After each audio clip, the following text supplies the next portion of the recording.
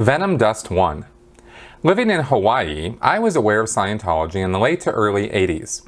My older sister worked in a Waikiki hotel and had a lot of high school friends also working in hotels.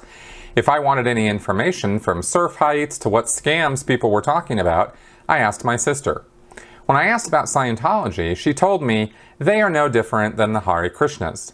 I heard you mention Hawaii briefly one time as one of the underperforming centers. Any more information about the Hawaii Scientology connection? Yeah, Hawaii was actually the very first place that I ever got sent out on a Sea Org mission. The second place I ever went out on a Sea Org mission. The first place was right across the street, so it didn't really count much. I was in Los Angeles in the Sea Org, and I had joined in the summer of 1995.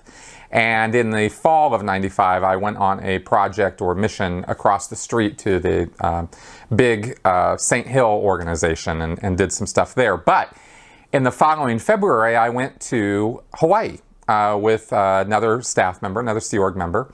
And we went out there in order to extract some of the staff members there and send them to Flag in Clearwater for a special training program that was happening at that time.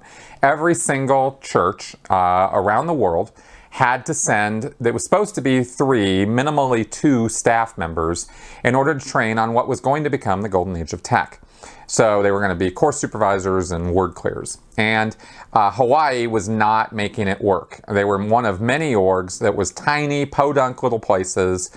You know, we're talking 5 to 10 staff members, and they couldn't afford to let any of their staff go, and they didn't have the available resources to make it work. So we went out there to basically kick their butts and send somebody anyway. And it was one of those things where Hubbard's policies specifically state that when you have a staff member on a post doing his job, you leave him alone and you make him, you just get his job done.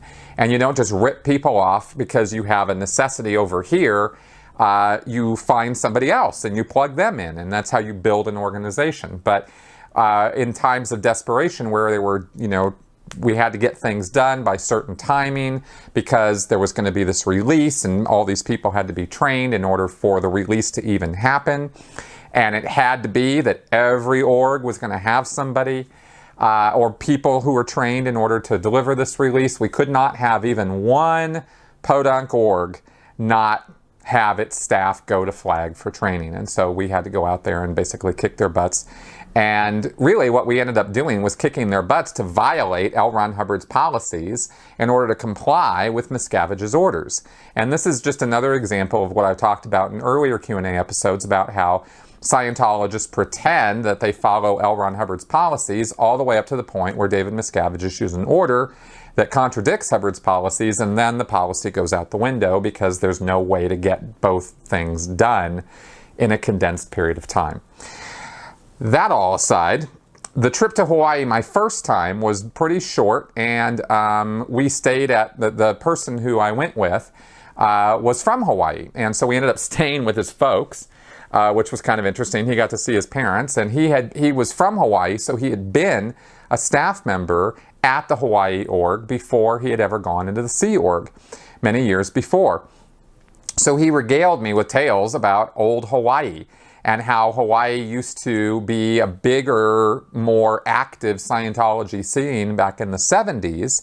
And what they would do is they would take, literally they did this, and he said, he was telling me in surprise, like he couldn't believe that people actually would fall for this or that they would do this, but it did. They did. In the 70s, they had white, unmarked vans.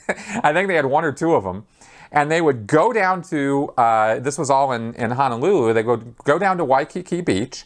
The church was actually about 3 or 4 miles, or maybe 10 miles away from where the beach was. And if you've been to Waikiki, you know all the people are down by Diamond Head and on the beach there in downtown. Or they're over at the ship, I don't know, was that the Missouri, the sunken ship from Pearl Harbor, that memorial, or they're up on, they're out surfing, or there's, whatever they're doing. They're certainly not over in the sticks looking for the Church of Scientology. So they had these unmarked vans, this white van, and what they would do is literally they would drive the van down to the beach. A couple Scientologists who were, the term was body routers, the people who would have to get bodies and bring them over to the church, would say, hey, you want to, see something really interesting. You want to do something amazing for yourself. You want to find out something about yourself you never knew. Whatever sort of come online they would use, and they would pile people into these vans. And sometimes it was only one person, and sometimes it was a group of people.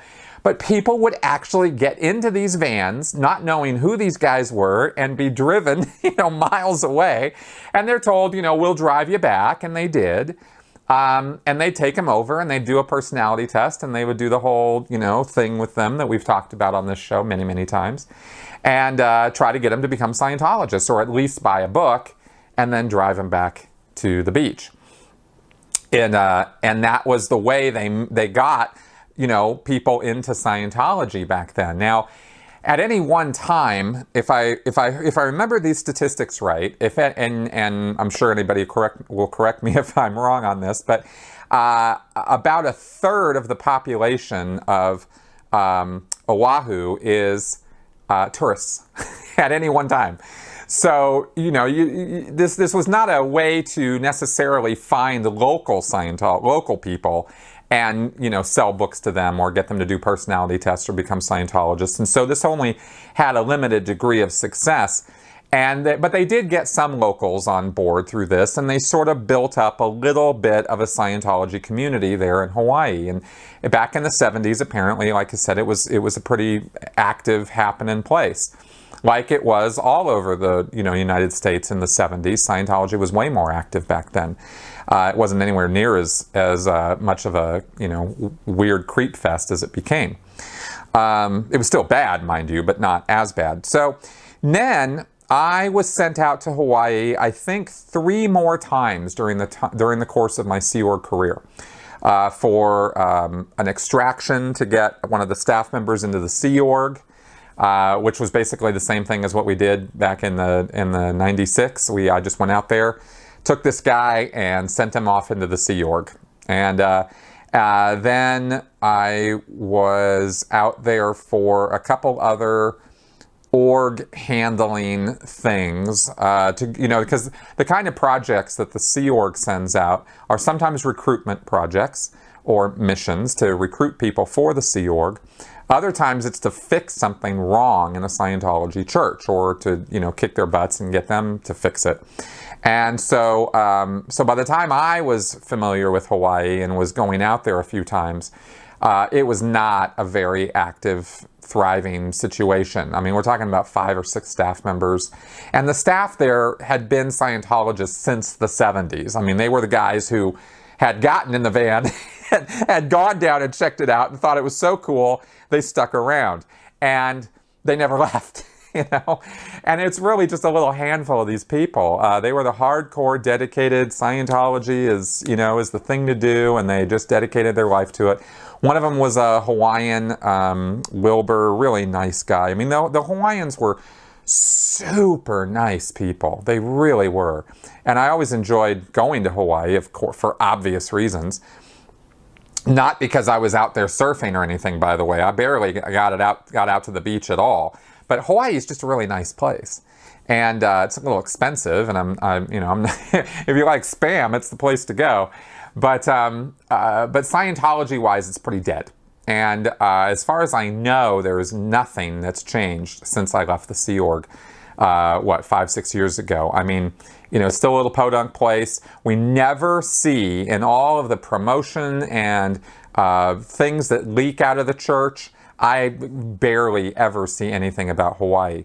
The IAS doesn't even go out to Hawaii that often because it's an expensive flight to get out there. And there's not a lot of return.